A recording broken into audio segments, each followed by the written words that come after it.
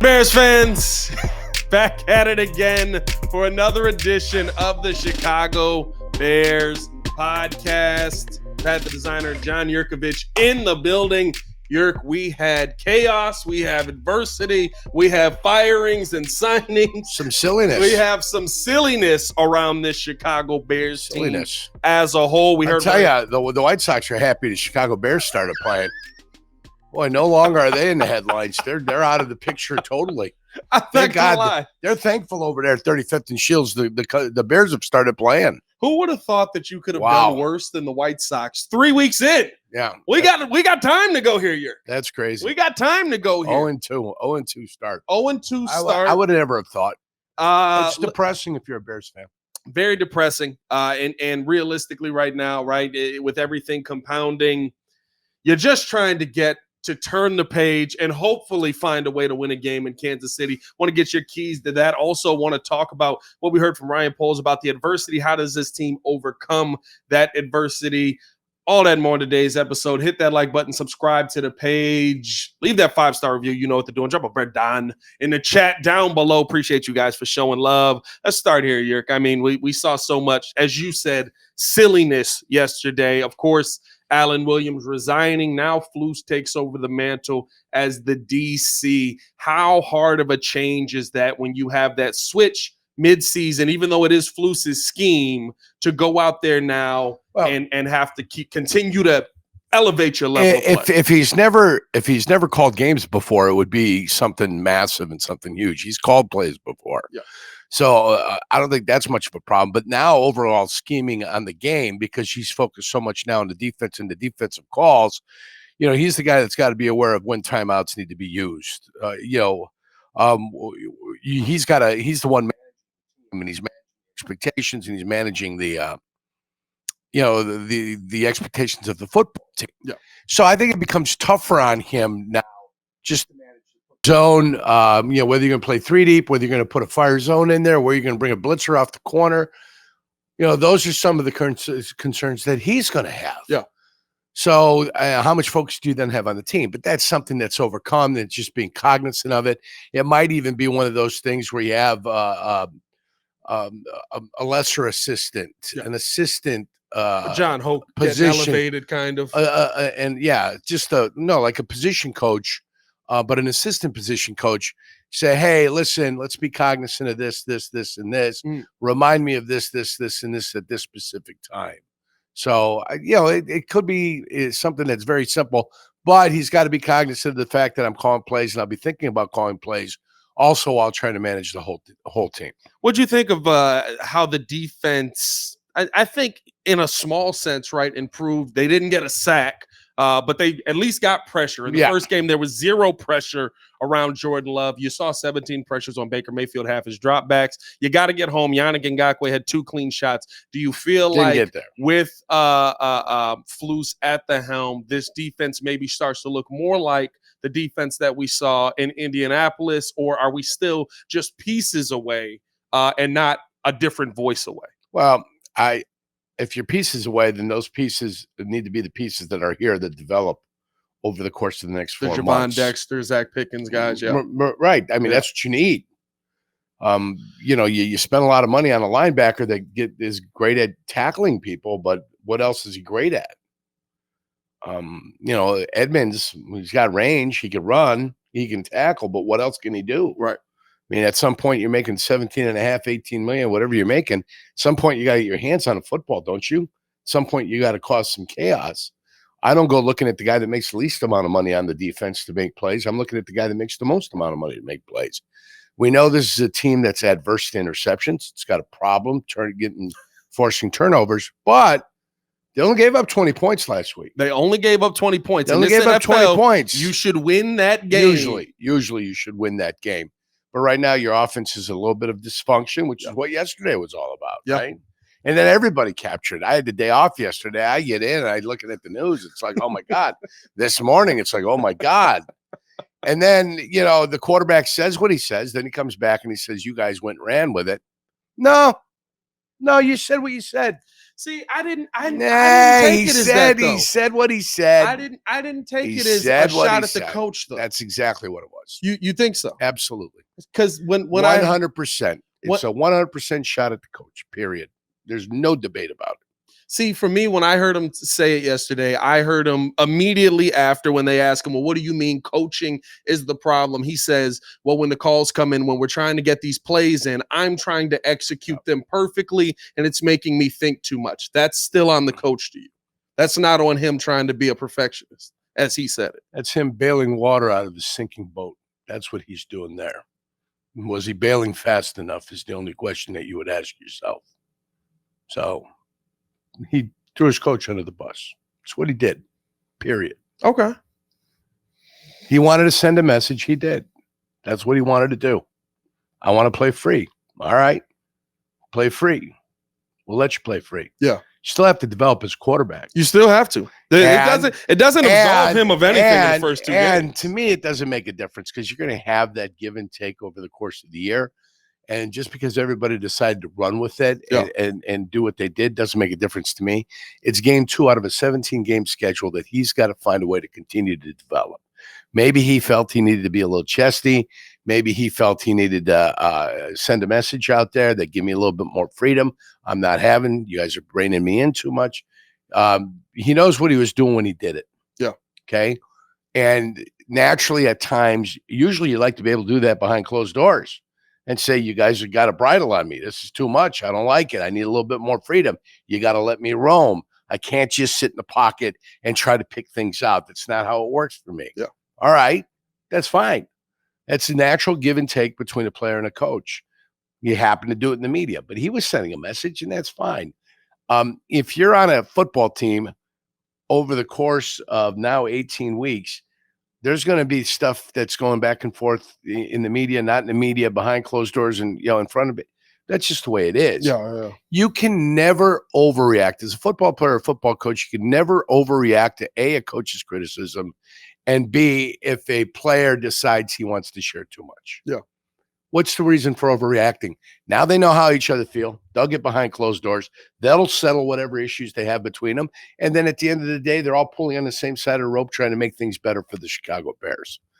I'm one of these guys that thinks this might actually be good for the Bears. Okay. So I'm not against it being bad. But to think Justin Fields is some sort of naive fool and he didn't know exactly what he was doing. He knew what he was doing, and that's fine. And then he tried to bail out of it, and maybe it was even just kind of a half-ass bail, but he wanted it known what wanted to be known, and that's fine. I don't have any issues with it. You're going to communicate with your coaches. You'd prefer to do it behind closed doors, but if that's the way you felt you needed to do it, that's the way it got done. I don't know. I personally didn't hear it as that when he said it there. The part in the locker room where he clarifies, right, I think is what you're referring to as the bail. I think right after that, Justin came out and he was like, listen, they're sending a call in. I'm trying to be a perfectionist and run the play the right way. And when that play ain't there, I'm freezing up. That's on me. Now, he does, you can't shy away from the fact that in the beginning, he literally goes, it's on coaching. Right, he does say that, but I think that it came out in a way that it came out exactly the way he wanted to say it. Yeah. And he sent the message he wanted to send. Well, listen, even if he didn't intend to, the message is sent. Right, and now they'll massage each other's egos, get together, and figure out a better way to play offensive football. Yeah. Because you saw 2 drives in that game against Tampa Bay Buccaneers. They look like a professional offense. Yeah. The second drive of the game, they went 75 yards. They scored a touchdown. And there was a drive in the second half. They went 90 yards and scored a touchdown. Yeah, that's why when they had to go 93 yards, no, it was 90. When they had to go 90-plus yards in the final possession of the game, or the second to final possession of the game, I wasn't worried about it because they just put a 90-yard drive together. All right, let's go. The difference was Tampa knew if they could stop them this time, that they're going to win the game. So they went about the business of clamping down and trying to find a way to stop them. At any point in your career, did a team run 3 of the exact same plays in a row on you? No, I've had teams run like 10 traps in the middle, P11s and P10s in the middle, because they felt like they had something. Atlanta had a little zone play that they could run either way with Jamal Anderson. And they would run that over and over, or they'd run 2 quick screens in a row if they felt like, hey, it was set up for them to run quick screen. If they saw the numbers and they had it, they just went with it. So I've had teams that have had successful plays, but most of the time, if they run it one way, they'll run it the other way, just to kind of give you a little bit of difference. But the LA Rams, back when they had Jackie Slater on the line and Dickerson was back there, they'd run that toss play ad nauseum until they couldn't run it anymore. The Washington Redskins used to run that counter OT till it was going out of style, until you could stop it. Yeah. And if you couldn't stop it, they're going to run it over and over again and just shove it down your throat. So there are teams that run plays, but usually they're successful plays. Yeah. In this situation, I think they ran a play and there was a penalty or there was something. There's a penalty on Pittsburgh, and then there's a penalty on the Bears, a holding on Chase Pittsburgh. Claypool. Tampa? I'm Pittsburgh? sorry. Yeah, Tampa. You're thinking Chase Claypool. I was thinking Claypool. I was thinking Pittsburgh. You're going back there was a holding on Claypool, and brought it back, and then they run it again, and there's an interception on Justin Fields. That one seems to be a little weird. Or if you run it too much during the game, then they're like, oh, okay, this feels like something they might want to try again. Yeah. And then all you need is one guy to be extra cautious, and he was, and he felt it, and he said, all right, I'm going to sit here on the line of scrimmage and see what happens. And there he was. Clyde Simmons intercepted the ball against the Buffalo Bills in the playoff game and returned it for a touchdown. Why did he intercept it? Because he felt like they were going to run screen. I think it was the beginning of the second period, and we had seen 1 or 2 already out of Thurman Thomas gaining too much yardage. So it happens. It happens. Guys get a feel for some things, and they read it. They'll take a chance, and next thing you know, they're going the other direction. Jump into the second quarter here. Haven't been able to pick Jurko's brain on a couple of weeks now. Yeah, a couple of weeks now. It's been a little while since a lot of Fridays, my friend. I mean, listen, those remotes, man. They feed you well. They give you good beer. It's the football feast. That's what they tell us. You can't go wrong. Now I won't be here tomorrow because I'll be in Kansas City. Well, that's okay, because we got Courtney Cronin on tomorrow to update us on all the madness. Yeah, the news of Halas Hall. The news. I think people have gotten a little bit more cautious now after some wild things that are going on there. Thank God, because I'm not a journalist, but I know you've got to have 2 sources if you're going to run with a story. You can't run on conjecture, and you certainly can't throw stuff out there that's in the rumor mill. Rumors are just that, rumors. You usually don't fly that out there. Listen. So Al Williams, for me, gets the benefit of the doubt 100%. Until something comes out. Yes. He chose to resign, though. Yeah, he did choose to resign. So there's that adds a little bit of question marks, mystery. I don't say there's no question marks. By the way, second quarter brought to you by the Hard Rock Casino in Northern Indiana. See John Mulaney and Pete Davidson at Hard Rock Live Friday, October 6th. Tickets on sale now at Ticketmaster.com. I don't question there may be a little chicanery going on that is being hidden and shrouded in mystery. But what I will say is this. What we saw yesterday transpire on Twitter turned into some absolute playwrights. Turned into some that you can tell that there's a writer's strike going on, because that's the kind of storytelling we're getting in some of these TV shows here. Like, that was unacceptable from a journalist standpoint, if you call yourself a journalist. Yeah, and I don't know who was putting stuff out there, who wasn't putting it out there. I always said Twitter's where idiots go to play. There was a lot of them yesterday. Now that it's X, it's still where idiots go to play. As long as you understand that there's a lot of stupid things. Yeah. Then you're all right. Yeah. Just understand there's a lot of stupid stuff out there. I don't need somebody to be verified or nothing. I just need them to be able to cite a couple of sources for me to be able to trust what they say. Otherwise, you look at it, you laugh at it, and you move on. Yeah. I try not to repost a lot of things. Most of the stuff I repost is all soccer. Or if we release something, ESPN Chicago 1000 promoting something that we got going on, then I'll go ahead and repost that. I try not to repost too many things because people always like to get their panties up in a bunch. And I am not about letting that happen.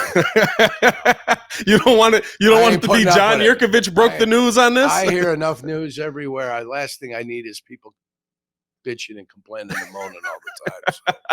So well, let me ask you this, Yerk. If you've had a chance to look at the tape and break down kind of what we saw in that game on Sunday versus Tampa, Offensively, where is your concern most right now? Are you looking at the quarterback? Are you looking at the play calling? Are you looking at the repetitiveness of the play calling?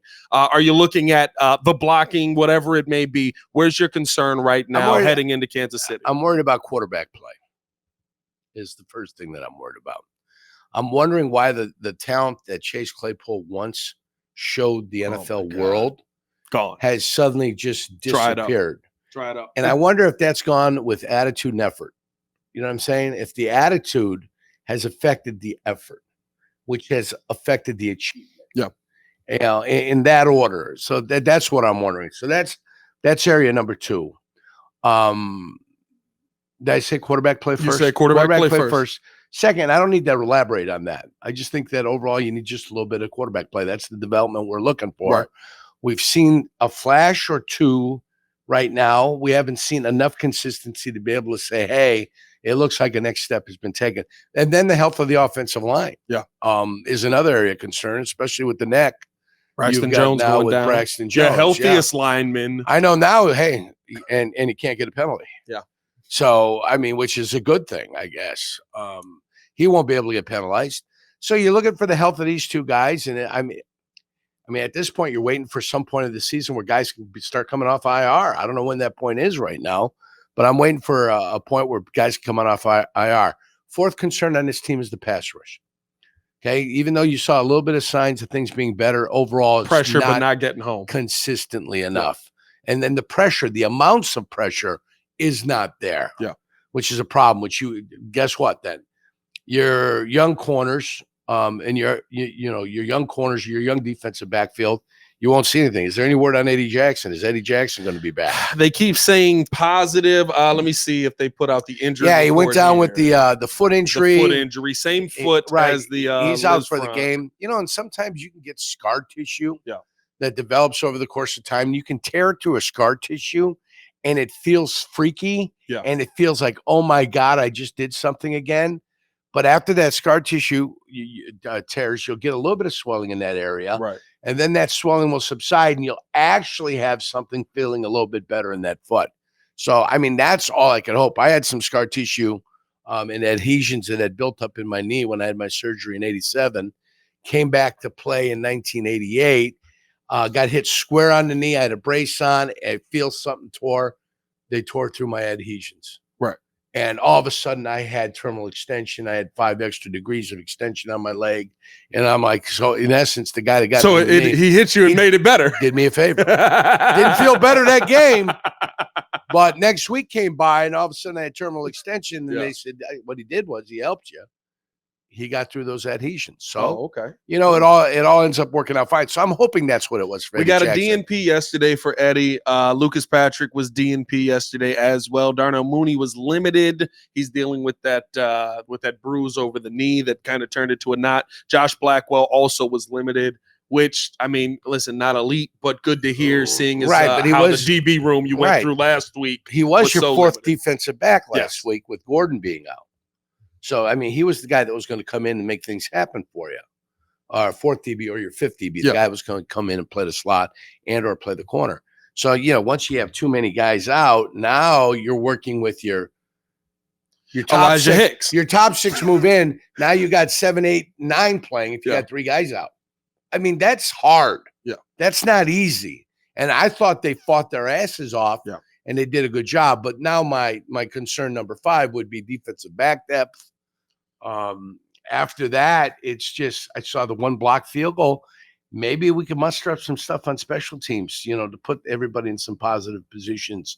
Block punt, a return here or there, anything. Yeah. Anything to help. I mean, for the Bears to win right now, it's got to be a total team effort where things are kind of clicking for everybody. I like a situation like this, and we'll see if Eberflus can get these guys all pulling on the same side of the rope.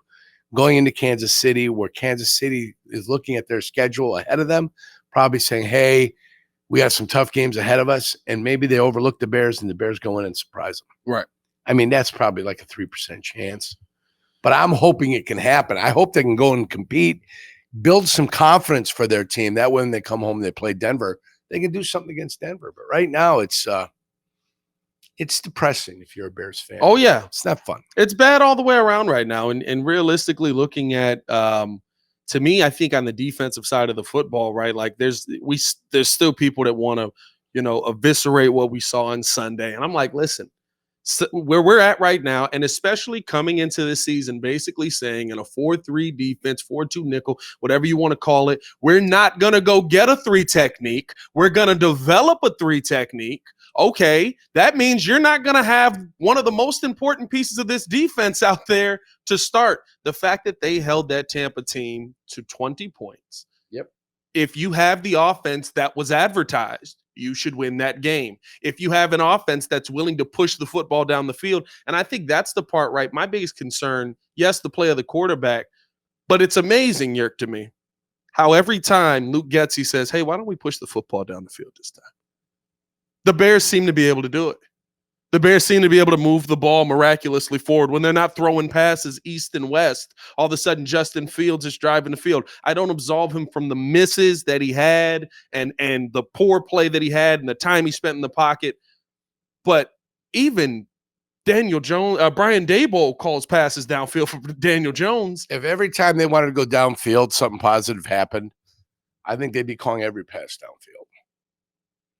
I think the fact is that every play that they call that should be going downfield and doesn't get to the right receiver ends up in being a fumble going to the other team is enough to sit there and frustrate an offensive coordinator and say, hey, let's get some layups and then we can go back and hit some 3-pointers. Let's hit some mid-range jumpers and then we'll go back and we'll chuck them up from the threes. So I think that's what your coordinator's probably thinking. I'm tired of the screen game. Yeah. I don't like it. For me, a quick slant is as impressive as a quick screen. Give me a quick slant. And 1, 2, 3, boom. 1, 2, forward, 3, though. Boom. Yeah, it's forward. That's what I'm agreeing with you. Yeah. I'm saying forward. Let's let that be our layups. Yeah. Right? Let's let those be the layups. But when they had the one pattern where you had the guy running down the seam and the safety was obviously on him, you had a guy out in the perimeter, and then you had I think it was your running back that was coming out of a slot. Yeah, Roshan's coming out the middle. It's wide open. Yeah. I mean, he's got to hit him. You got 3-4 plays of that a game where they might screw up something, a coverage. Yeah. And that's the one that's the easiest of all throws to make, but you've got to see it to be able to make it. Yeah. So I think that frustrates Justin Fields. 100%. I think it frustrates Luke Getsy. I think it frustrates Matt Eberflus. Frustrates the fan base. Nobody's happy when something like that happens. So that's what's got to get cleaned up. And that's what's got to become better. And guess what? You have 15 games to clean it up. A lot of time. That's why everybody's like, well, this. Everybody, it seemed like last week, everybody wanted to make a declarative statement or Monday or Tuesday about Justin Fields. Everybody, well, I'm in, I'm out. Who cares? Nobody cares if you're in or out. I promise you nobody cares because the Bears got one season here. Yeah. They got 17 weeks, 15 left to figure out if he is or he isn't going to be. Yeah. And it doesn't make a difference if you're the first guy off the train or the first guy on the train. Nobody cares that you called it or you didn't call it because we're sure you waffled over the course of time. Oh, yeah. They're going to use the whole season 3 to evaluate their quarterback. That's it. That's the way it's going to be. I hear guys on X too. I was on X and everybody's, I'm officially out. I'm out. Who cares? Nobody cares. I care about watching him develop. Yeah. I care about watching him get better. That's what I care about. And if it doesn't happen, then I'm going to start caring about what the hell we're going to do in the draft and how we're going to find another quarterback. Yeah. But that doesn't happen until after the season. Watching everything that happened. And that's when decisions got to be made. Do we pick up a 5th-year option? Don't we pick up a 5th-year option? Those are always the weird guys to me too, that they just want to be right at work first. So I told y'all Justin Fields was terrible. Yeah. I told y'all when we drafted him. And it's like, wait, are you a Bears fan? Don't you root for this team? Don't you cheer for these guys? But there's no points in getting it right at the beginning.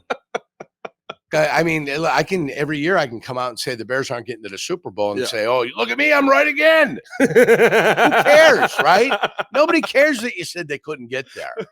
So the one time you're wrong is the part we care about. Like, you were wrong. You picked us not to. There's certain things I don't, oh, great. I heard it all. I'm like, geez, I couldn't flip fast enough through. I just kept going through. Go. I don't care. Let's jump into the third quarter here because there's a weird dynamic with everything right now with this Bears. But we do have to turn the page to next week, Jurk. And realistically, next week is here. It's Thursday. Football starts tonight. What are your keys to, dare I say, the Chicago Bears finding a victory? Well, the first key in Kansas City. First key is you're going to have to score points, and I don't care how you do it. So score points, I don't care how you do it. And that includes a defensive fumble, a recovery, however, a batted ball up in the air that goes to one of our guys and returns it. I have a feeling the offense will be able to put up 17 points. Yeah. That's not going to be enough. So 17 is not going to be enough. So it's got to come from someplace else.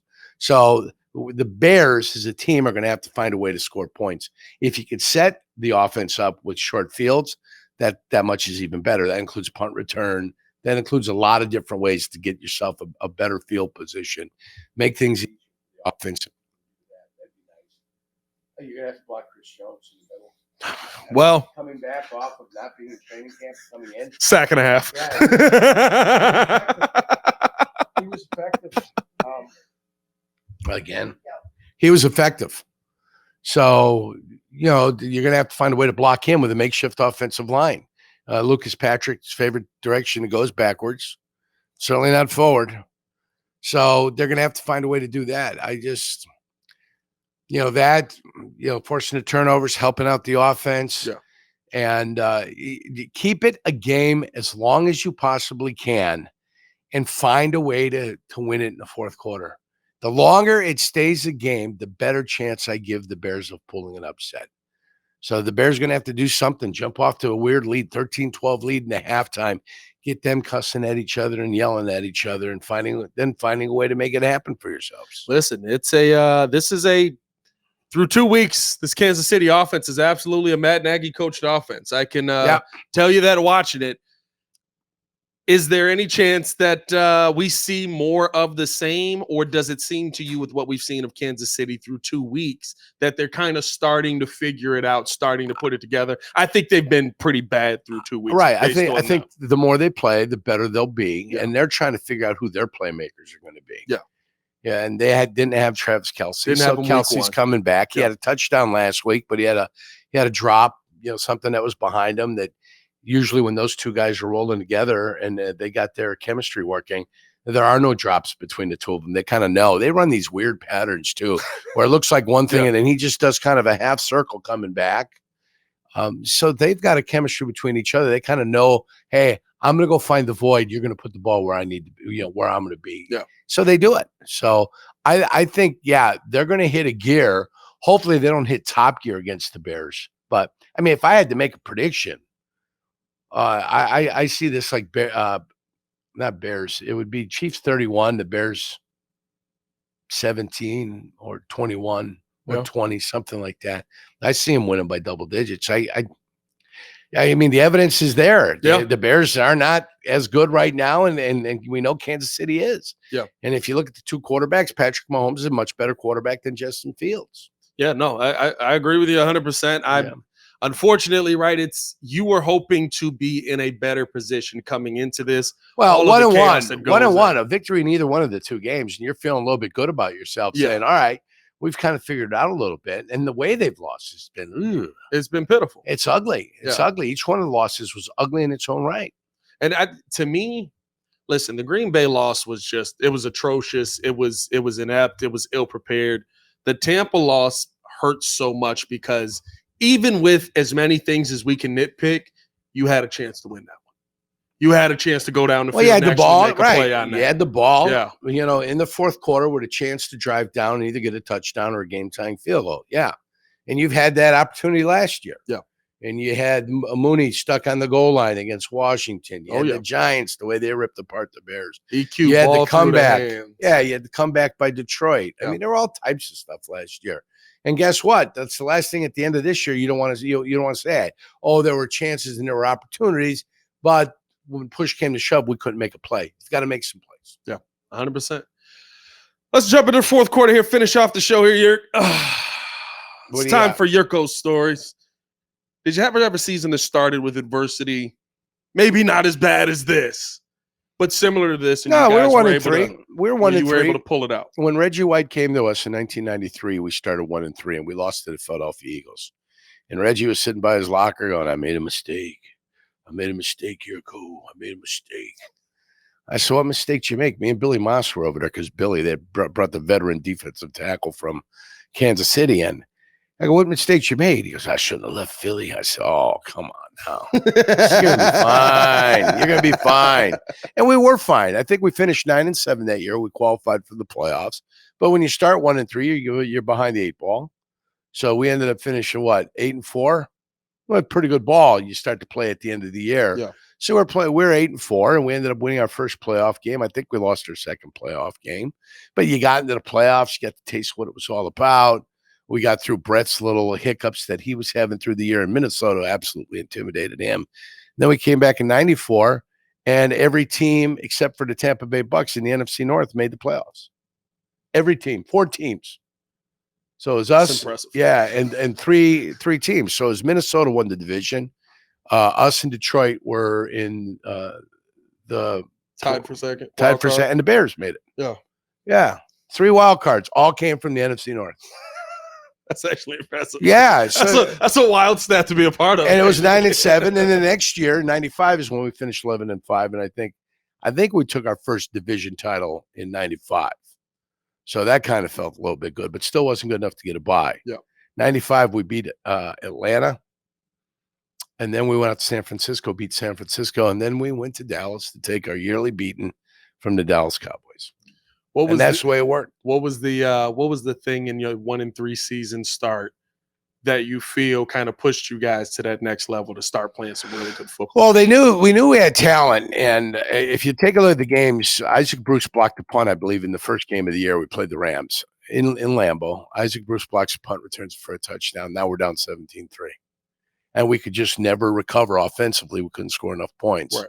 Second game, I think, was a similar way. Offensively, we were struggling. We're on the struggle bus. The defense ended up being a top 5 defense that year. The offense wasn't remotely close to being a top 5 offense.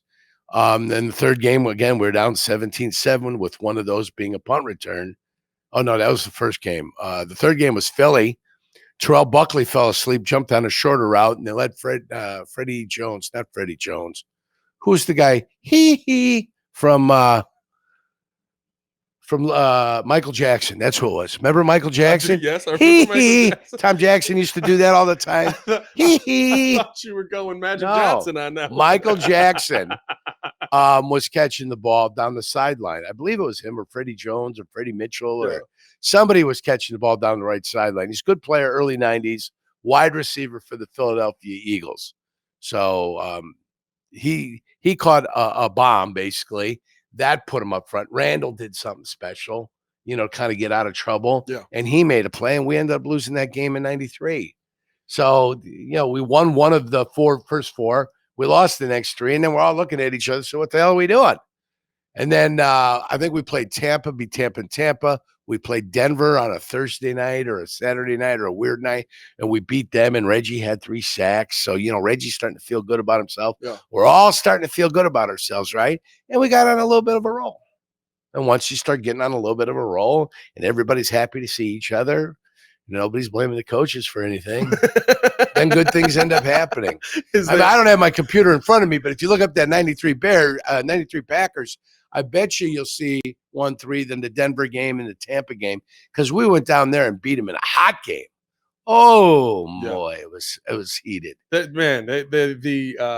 My producer for the Breeze went down there and he was in the stands watching the game. I was like, "Which side you on?"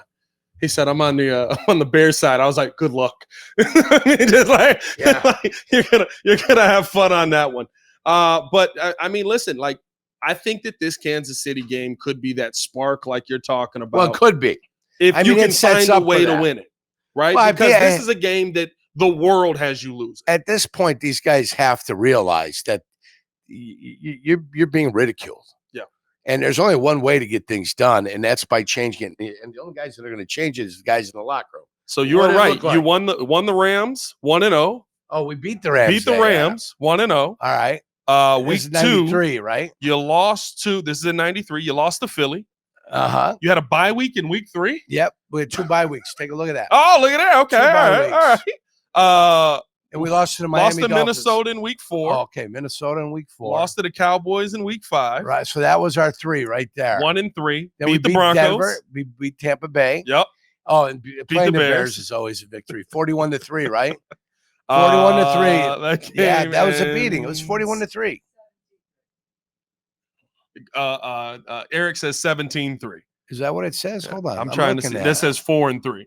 Oh, 4-3. That's your records there. I don't yeah, know. Oh, here it is. 17-3. You beat Kansas City, or you lost to Kansas City 16-23. On a Monday night game. You beat the Saints 19-17. Last second field goal by Chris Jackie. You beat the Lions 26-17. And what's that make us? 6-4. 6-4. So we went from 1-3 to 6-4. There you go. So we got on a roll, right? Yeah. And that's what it takes sometimes to do that kind of thing. You got to get on a roll. We went on a roll. And we weren't blowing teams out by any stretch of the imagination. Just getting on the other side. They're all close games. Yeah. Everything's tight. Yeah. You either find a way to get it done or you find a way not to get it done. Sometimes you do, sometimes you don't. And, our theory was always, let's get to 10. If we get to 10 victories, we know we're going to the playoffs. So let's find a way to get to 10. Now we got to 9, right? You did get the 9. We started to lose some games then. Yeah. You got 93. So we felt good about ourselves. And then we started dropping some games. You finished 9-7. You beat the Lions in the playoffs. Yeah. And then you lost to the Dallas Cowboys 17-27. Yeah, that happens a lot. Well, it did. I was 0-7 against them.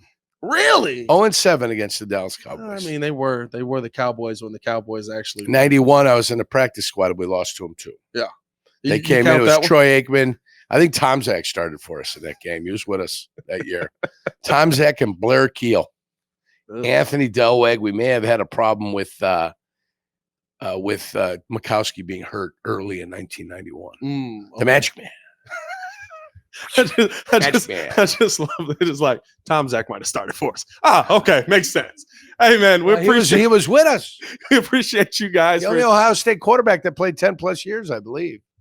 Is that true? Oh God, Justin, please. He played 15 years. Jeez, Justin. So I don't know if Craig Krenzel played that many years or Art Schlichter before he decided it's not good. He wanted to gamble on everything. The Ohio State QBs aren't good. Mike had a great career. So, great career as in a long career. Long career. Right. Yeah. I think he would have liked to have played more, but he played a year in Cleveland. He played a bunch of time with the Pittsburgh Steelers. So, yeah. He'll take it. He's got a good pension. I know that. Gotta love that. You gotta stay in long enough for the pension. And I think Mike's 4 years older than me, so he's 60. He's doing well. So I'm betting on him being 60 right now, so he can take his pension now if he wants. He's doing well. Hey, I can do the math. I know what it is. Let's hope this Chicago Bears team finds a way to win this game. There's not a lot of confidence, but use that as fuel. I've got him losing by 13. I kind of agree with you. I think I'm right in there. I got 31-17. Too good. I hope they make a great effort, but I got him losing. You know what it is? It's not even the players on the field for me. It's the coaches. There's no way that I can see Matt Eberflus and Luke Getsy out coaching Andy Reid, and I don't think that Andy Reid will go into a third game where he's like, Matt, it's only Andy Reid though, and the defense coordinator for Kansas City. Yeah, it's not Matt Nagy. It's not Matt Nagy. I get a cardboard box can out coach Matt Nagy. When you saw the end around in week 1, did you just know? Yeah. You just knew it was a Nagy play. I was like, I'm sorry, is that Tariq Cohen? What do we got going here? I thought Nagy was back on the sideline when they ran that pass, that play to Vilas. Oh, that everybody knew was coming. The world knew Peggy it was coming. called it. I'm watching the game with Peggy. She goes, Vilas said they're going to give him the ball. They're going to give him the ball. Peggy pointed it out. You knew it though. Well, Peggy's a veteran. You knew football it. You person. Knew it all the entire time. Hey, hit that like button, subscribe to the page. Let's hope we go get a Bears win. We got Courtney Cronin go on a diet on the show tomorrow. Hopefully letting us know kind of a little bit of clarity on what's happening up at Halas Hall. As always, your boy Pat the Designer, joined by Jurko, the good kid. Y'all stay safe out there, Chicago. Bear down.